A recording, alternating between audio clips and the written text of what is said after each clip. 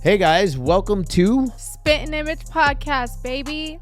with Chad. And Aurora. Why don't you guys go ahead real quick and hit that subscribe button and let's get going. What? You're so funny. Man, welcome to the Spittin Image podcast. Are we just starting? Oh, hell yeah. You see when the clock starts? That's when we start. Lewis, you didn't give me a countdown. 3, 2, 1. Welcome to the Spittin Image podcast. Why are you saying it like that? Like a sports host. That's how I talk. Now we're live. Pretty heavy episode last episode, huh? Yeah, it was. I mean, it was really good.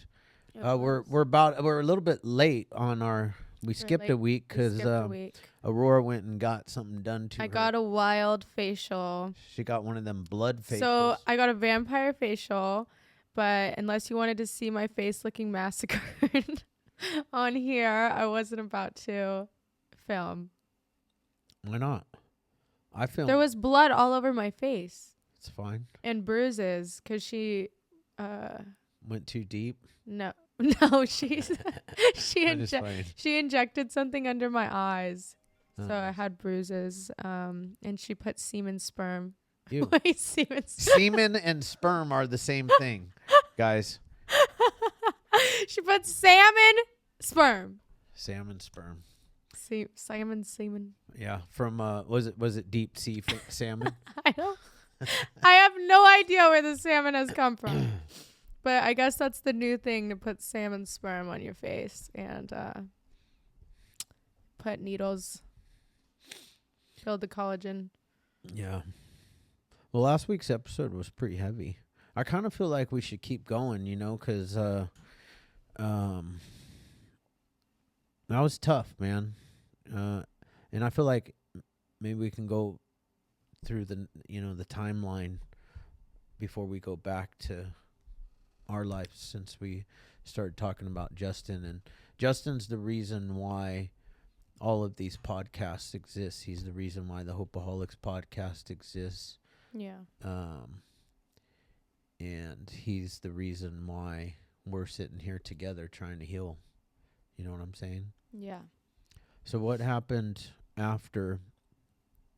So we talked about the day. We really dove into 9/11 of 2022. Is that your phone ringing? It was actually ringing. That was my work phone. Sorry, guys. So what happened after the next couple of weeks? Like, what was going on with you? Man. That was definitely the hardest time of my life. That was the hardest thing I had ever been through. And for the first couple weeks, I think I just spent a lot of time with you and Cooper. I remember you guys were doing that basketball thing, so I would go to your guys' basketball events. But it was just it was really hard. Like, I literally would be in my room just screaming, crying. I couldn't, I literally, it was hard for me to accept it. Like, that this really just fucking happened. And this is literally my life now. Like, it's the weirdest thing how, life can just be taken in an instant. You know what I mean? And, all these things, never, hold grudges or, stay mad at the people you love, because you never know when they can be taken from you. It can literally happen in an instant, whether it's drugs, a car crash, whatever it is. It's the hardest thing anybody can go through. And the first few weeks, I kind of dedicated myself to being I'm going to do better for Justin. I'm going to get my life together, and I'm going to do everything in his name, and I'm going to be good, and I'm not going to do, all these things. And we did his funeral pretty soon, right? It was a month after. Yeah. I got this tattoo probably like 2 weeks after he died. You can't really see it, but it says Justin Bailey, and he actually had this angel tattooed on him. I got it done by his tattoo artist, did it for me. So we had the same angel tattooed. And then I think like within the next month, I ended up working at that hair salon, which I think was good for me because it gave me something to like keep my mind off of like what I was going through and kind of keep me occupied, because just sitting in a room and like pondering about what had happened wouldn't have done me any good. So I kind of threw myself into that for a while. I do know that for the first, it was quite a while. You just slept and stayed in the living room of the house. Yeah. You slept on the couch. Yeah, I did. I couldn't. I didn't want to be in my room. I felt like, because me and him lived in there together for, since you had got that house. And I literally couldn't be in there. Yeah. It was hard. So I slept on the couch. And then after the couch, I started sleeping in the guest room for a while. For months, actually. And then I don't really know what happened, but something kind of like triggered in me. And I kind of fell back into old habits and people that I shouldn't have been surrounding myself with, probably. And I started working at my old job again, and I think from there things just kind of went downhill. I remember the first time, I think in November, I think I stayed fine. I was like all of September, all of October, I was fine, like trying to do good. And then at the end of November was when I started fucking up. So I think I went to Vegas with a few of the girls that I was friends with at the time. And that's kind of when everything started. I started drinking, and we were doing cocaine and all that type of stuff. But then that led into me having like a full-blown back on meth and anything else really, Xanax, cocaine, alcohol. But I started doing meth again, and that was pretty much, I want to say, a daily thing until Cooper's birthday. So it didn't last that long. It was like 2 months. But on Cooper's birthday, I remember I had been up for like 4 days before Cooper's birthday and I was in Pomona at these things they call the Net. And the Net is like an illegal gambling, like underground fucking bunker. And I just remember like you had text me or like text in the group chat that we were all going to Cooper's birthday. His like I think it was like, what was it? His 17th. Was it? No, because he's 19. It was his 17th birthday. Okay. I think. And so it was his 17th birthday, and I was just like, fuck, like I have to go to this dinner tonight. Like I cannot, how am I going to go to this dinner tonight? I'm like in Pomona that morning. I think I finally dropped my friend off, and then got home, was trying to like lay down and try to sleep, and I couldn't. And I just remember putting on like probably like the dirtiest clothes. I was like, I don't even know. I was like out of my mind, and I was wearing these baggy clothes, and I came to dinner with you guys, and I feel like you kind of knew something was wrong because you were like looking at me with like kind of disappointment a little bit. Like I remember you were just like kind of staring at me, and I was like looking at him, like I was like in my head, I was like, shit, he knows. I was like, he knows. I don't know if you knew, but I felt like you did, and I just felt kind of uncomfortable the entire dinner. And that's when I was like, I felt like it made me so sad that I was at Cooper's dinner like that I decided to I just stopped like doing all that stuff for like a few months. But that's kind of where I was for a while after Justin died. But then I was back to... Where were we for dinner? Riptide. Riptide?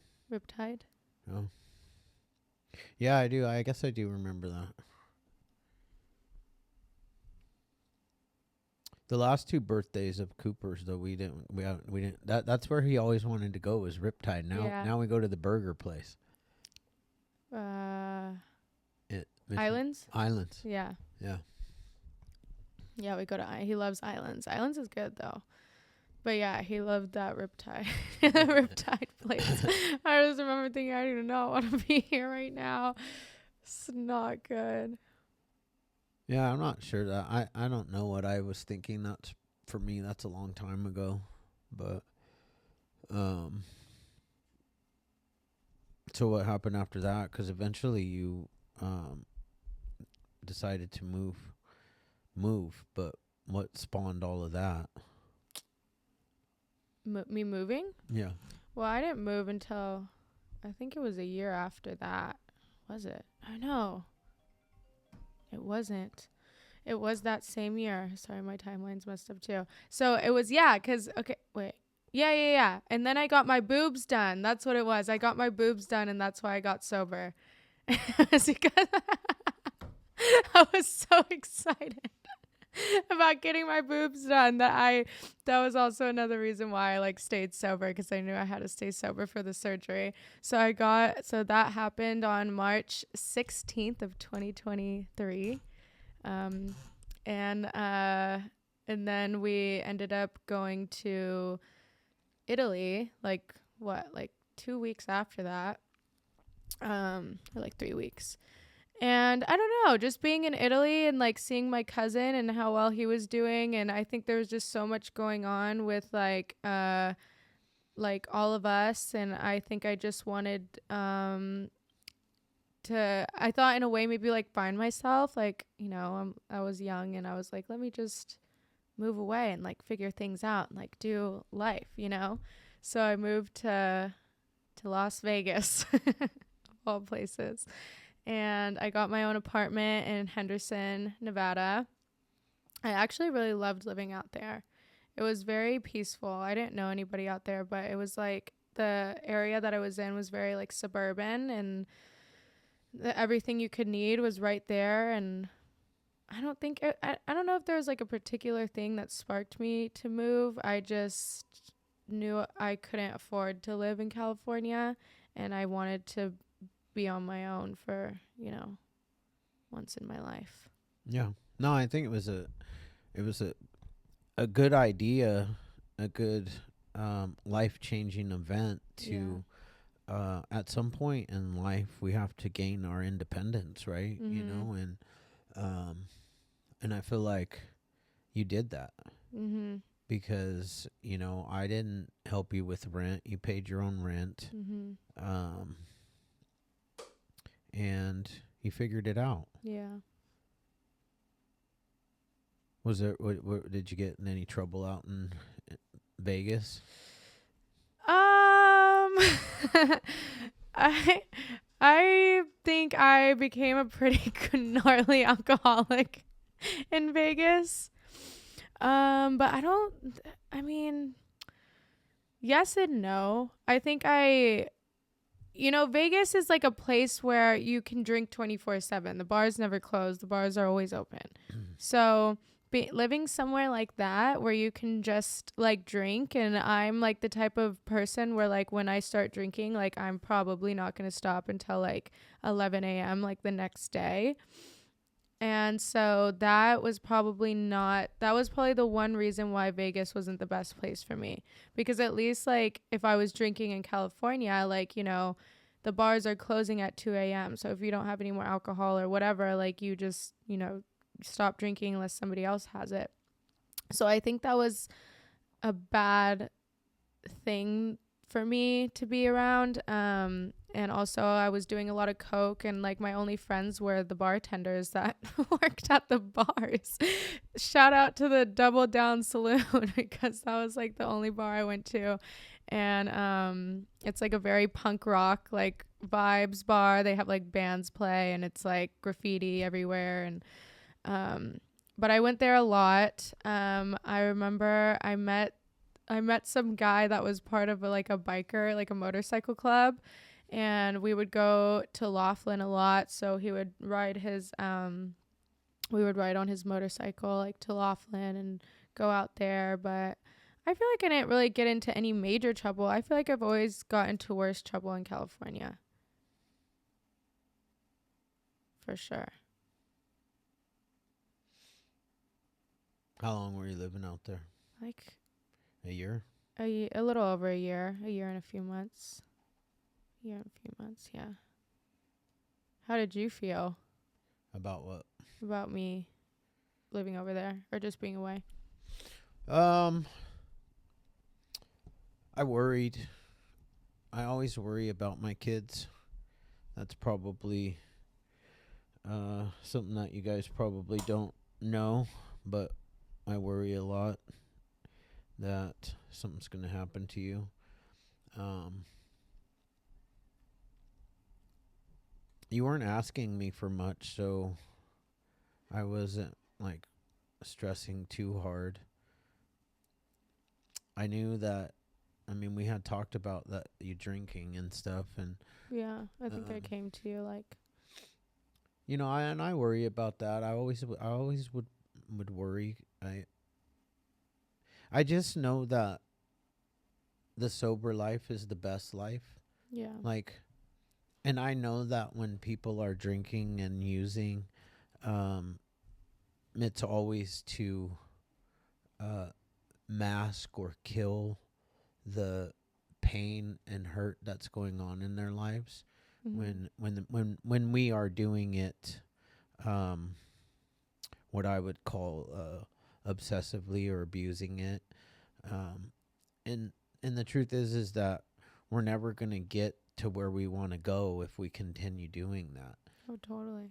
So, uh, I guess at times it would make me sad because I know that you're more valuable than that. Yeah.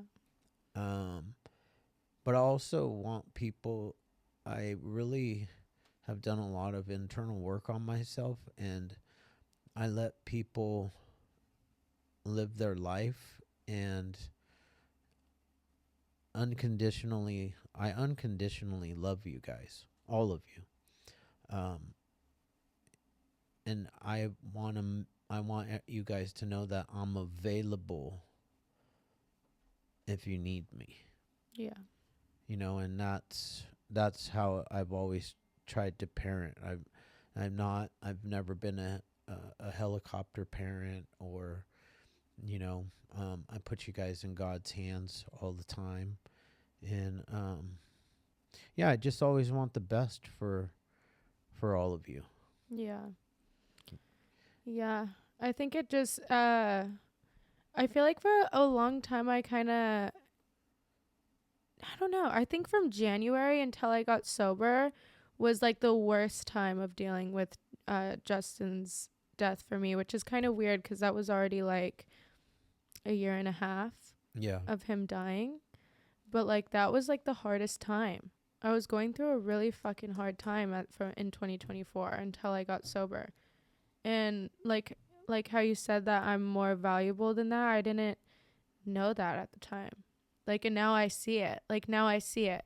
Like now if I do go out, like, and I look around or go to, and I don't even go to the places I used to go to anymore. But if I were to go to those places, I would be like, what the fuck was I doing here? You know what I mean? Like, what the fucking shit was I doing somewhere like Pomona? Like, I don't, you know what I mean? So I think that it took a lot for me to like realize that like I am like more valuable than like living that lifestyle. And like no shade to people who are still in that lifestyle. They're more valuable than it too.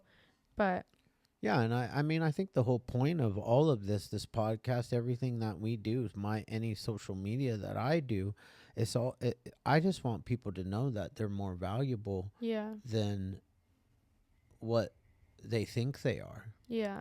And because it's not, if you're out there and you're in pain, there's a way out, Yeah. and you don't have to continue digging that hole. Like, we've all had horrible stuff happen in our lives. Yeah. We've all been dealt a shitty a shitty hand, Hmm. you know, and there's people out there in this world that literally just want to help you so that they can continue to save their own lives. You know, and I'm not talking about you specifically, but I am, and everybody else that's out there, because I've been out there. Yeah. You know, and it's really hard to run on that hamster wheel, man.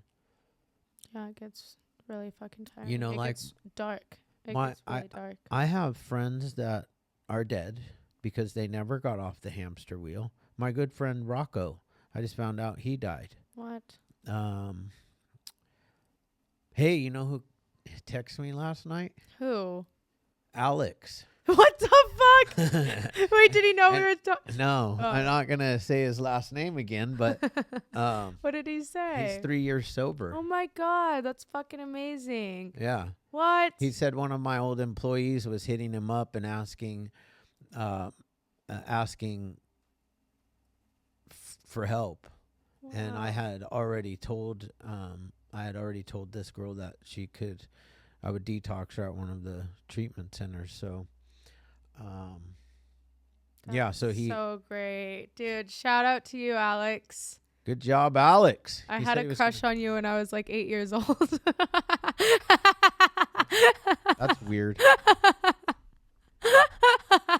That's like he's like an old man. Yeah, now he is. Alex, I wonder how he's close to my age. No, he's younger than me. I'm than you. sure. He's younger I'm than sure. But like, you know, the whole point about all of this is you know, it's all about feelings, right? We drink and use to mask our feelings because we don't know how to feel. you. Totally. And here's the truth, man. When you learn how to feel, it's the best gift you've ever been given. Like, I love to feel sad. Sometimes I love it when I'm sitting there on a Sunday morning and I remember it's Sunday and I'm like, you know, putting together a post about Justin and I'll just be like fucking sitting on the couch watching Sports Center crying. Because I miss him. Yeah. And literally, I like the fact that I'm able to do that today. I ran from that shit. My biggest feeling that I've never been able to like accept is rejection. Me too. That's why I was so terrible God. at like getting girls in high school, because if somebody rejected me and was like, "No, I don't want to." Dude, I would die. That's why I never talked Die. to men. I would die. I'd rather kill myself than go up to a man and ask and talk to him first. I'd rather die. So this is a tip. Men, go up to a girl because they might die just the thought of going up and talking to you. But guys, no. Don't be scared of rejection. No. I am. No, your playing field though. Yes. Okay. Thank you. That yes. Like, That's true. That is everybody's true. got a playing field. That's true. Some of us get to bat out of our league. But if you have a good but- person, but you never know. Always shoot your shot. You never know. You really don't. The way to a woman's Because heart maybe is they'll if you have a can great make her laugh. personality. If you can make her laugh, I don't know, because I nervous laugh when dudes talk to me and I don't fuck with them. like really, like you can make like, her laugh, you're good to go. Good luck making Gia laugh. I make Gia laugh so hard she pisses her pants. Like actually piss. Yeah, we know. She's gonna thank you for saying that on She doesn't your give a podcast. shit. So how are you feeling today? Like how are things really today? Like how are things? I'm grateful. Like Yep. I'm literally fucking grateful. Like I like the other day I started like crying tears of like happiness of like my life right now. And I remember when I was in Kentucky, we did this whole thing about letting go, and you like wrote down all this stuff of like letting go, and you know, and pretty much the biggest thing I said was, God, just remove everything that's not for me anymore. Like, do that for me, because sometimes I can't, and I was scared before I left Kentucky. I was really genuinely scared because I didn't know if I was going to have to go back to like a certain lifestyle. I didn't know what I was going to do. And I remember kept saying in there, I was like, you guys, I really hope my dad like will let me work for him. Like, I really hope this. Like, I would say it like every day. Like, I really want to work for my dad. And they were like, why don't you just ask him? I was like, no, like, I don't think he would let me. I'm like, I don't think he would. Like, I just know that I've done like so many things that I didn't know if you would ever let me work for you. And then the day before I left, you asked me to work for you. And I hung up that phone and was screaming around the place in Kentucky. I was like, my dad just offered me a job, you guys. My dad just offered me a job. And they were like, see, everything's falling into place where it's meant to be. Like, all of this was meant to happen. And like, I recently had some people that chose that they don't want to be in my life anymore. And if it wasn't for them choosing that, I would have never removed them from my life. So that was God doing for me what I would never do for myself. And not that I don't like those people or don't still have love for those people, but they're maybe just not a part of this journey anymore. And that's okay. God removes and puts into place the people that are meant for you. Because now I'm close with people like Emily. And like, Emily's such a great girl. I'm close with people like Natalie. Natalie has 12 years of sobriety. I reconnected with somebody from my past that moved to another state to get sober and be the best mother she can be. Like, God is doing things for me that I could never, ever do for myself. And if I didn't crash my fucking car in the middle of nowhere in the Salton Sea, I wouldn't be here today. I wouldn't. Yeah. And I'm literally so grateful for my life. Nice. I mean, it's true, and that's the, I want to end with that high note, is the fact that one of the best and most scary prayers that we can ever pray is that prayer right there. It's like, God, do for me what I can't do for myself. I oftentimes, like when my businesses are struggling or things aren't going right in my life, I sit down and I literally pray to God, and I'm like, God, I need you to remove the people and the things from my life that aren't benefiting me, that aren't working, and that I can't remove because I can't see. Sometimes we're blind and we can't see. Yeah, totally. That they're not good for us. God hears conversations that we don't. And oftentimes, as I've gotten older, I've gotten wiser too. It's like sometimes people are just in your life for a season. Yeah. I think they were. They were there for me when Justin died. Yeah. And I needed that. I needed them, or I don't think I would have gotten through it. And it's not that you don't still love these people that have been in your life. Yeah. But sometimes some people, and it's, I'm not saying this is the case in this one. So, cause if they listen to this podcast, I'm not talking about that. I'm talking about people specific in my life. Sometimes people, I've outgrown them. Yeah. Like, for instance, my buddy who I used to always use with, man, it's like, what do you have in common anymore? Nothing. Yeah. Nothing. I have made it to this far in my life, and I have had some real success coming from nothing. Homelessness. Yeah. Broke. Drug use. Jails. Low self-esteem. Yeah. And, it's not that I don't care about these people. It's that I have to protect what I have today. And when I say what I have, it's what I have on the inside, not on the outside.